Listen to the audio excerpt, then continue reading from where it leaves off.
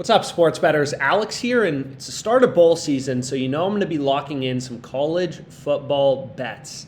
And there have been a lot of line movements recently, players sitting out who aren't going to be playing in the bowl game, changes in weather forecasts. For all these reasons, lines can move, right? Sharp action coming in. So the market's not static.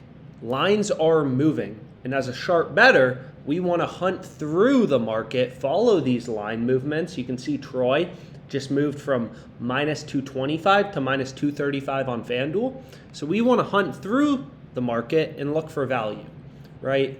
And it's free to browse odds on OddsJam. Any game you want to look at, so Louisville, Cincinnati, if that's the game you want to bet on, you can go ahead, click into the odds, and see which sportsbook is offering the best price.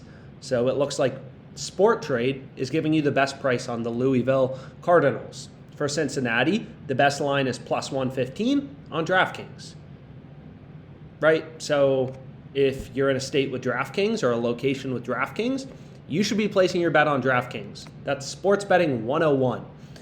If you're placing bets at plus 108 on FanDuel, when there's other sportsbooks offering plus 115, you're getting ripped off. And guess what? Just like investors who get ripped off don't make money, if you're trying to make money sports betting and you're getting ripped off, it's not going to work. So you always have to be looking for value in the market. And the first step is just line shopping, right? Making sure you're getting the best possible odds in your location. Anyways, let's get into my first bet. It's a very interesting one. So I'm on Kansas State plus 4. I hammered this bet. 3.91% profit margin. So you can see there's some NBA plays. OddsJam just defaults on the positive EV tool. So the positive EV tool is what I use, most frequently. Everyone has their own sports betting strategy. I'm not saying any tool is better than the other. What's cool about this screen is you can view a lot of data all at once and kind of see, okay, which sportsbook's offering me the best odds. So some people find a lot of success with the screen. I use it, I find some bets from it, but the main tool I use is the EV tool. Because the EV tool, it kind of makes the data, in my opinion, a bit more actionable. But it does have flaws, but what the EV tool will do is it basically just points out big discrepancies. It just points out spots with value. So the market's always moving, so you just hit the refresh button right here. You can set up filters too, like what sportsbooks do you want to see? What leagues do you want to see? What sports? Whatever. But typically, all I do is I just hit the refresh button for the main sportsbooks I use, and I see what's out there in the market. Where are there line discrepancies? Where are sportsbooks slipping up? And we can see the first bet is Kansas State plus 4. Caesars has this minus 110. Unibet has this minus 130. MyBookie has this minus 145. Pinnacle, the sharpest bookmaker in the world, they have this minus 136. Right? This OddsJam column, we just copy the Pinnacle odds, so these are the same. But you can see here, it's like, okay, we're getting minus 110 on Caesars. Unibet has this minus 130, MyBookie minus 145, and Pinnacle minus 136.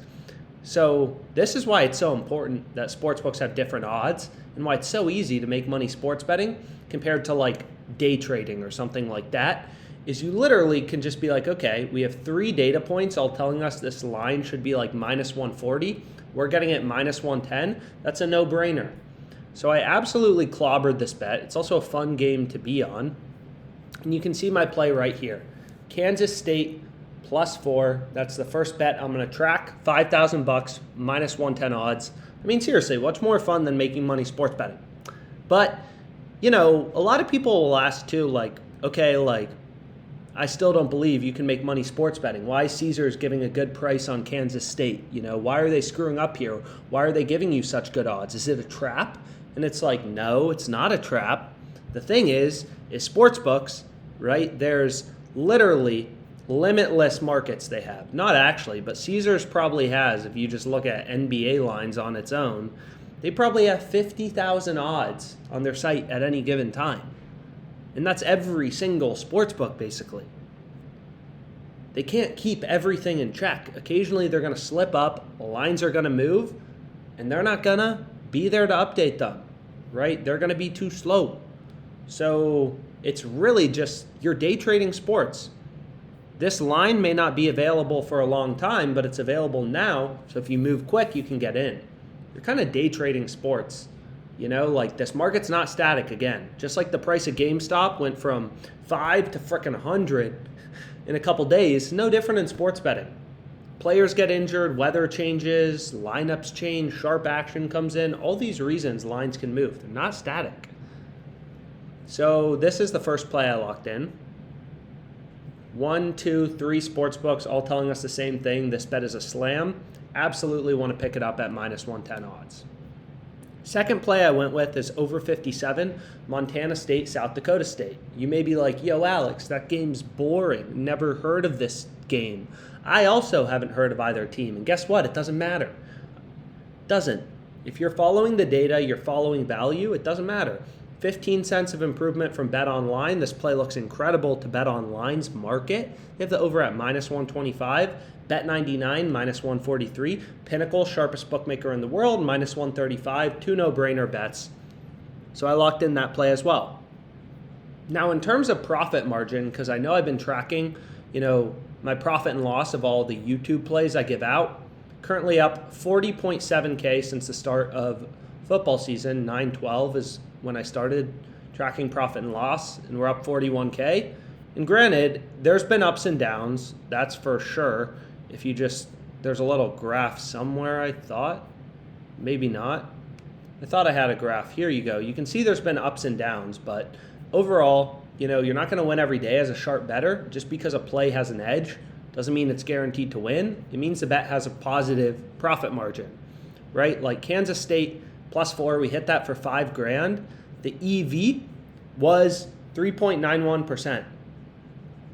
EV just means edge or profit margin as a percent.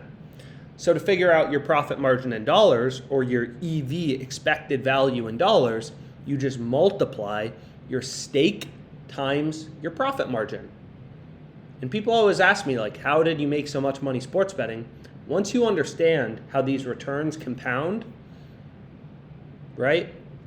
Like, this bet is worth $195. If you tried to give me a $100 bill for my bet, Kansas State +4 at minus 110, I would tell you to go away. No, I'm not giving you my bet on Kansas State +4 for anything less than, $195.50, because that's what my bet is worth. That's how you want to think as an investor, data-driven, sharp sports bettor, sports investor.